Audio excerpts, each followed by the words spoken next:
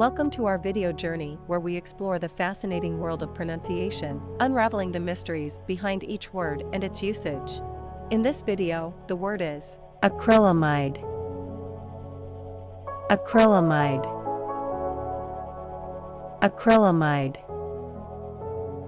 Acrylamide is a chemical compound that forms naturally during certain cooking processes, such as frying, baking, and roasting, when high-temperature heat is applied to certain foods. It is known to be a potential health concern because it may have harmful effects when consumed in large amounts. Here are some examples.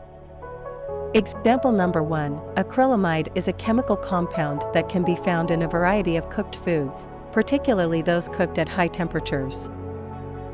Why acrylamide is used in example number 1. In this example, acrylamide is introduced and defined as a chemical compound found in cooked foods.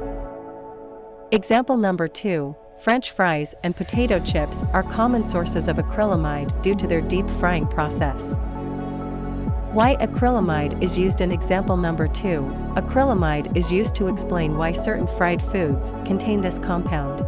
Stay tuned for more linguistic wonders and join us in unlocking the magic of language. Thanks for watching, and until next time, keep speaking, writing, and embracing the beauty of words.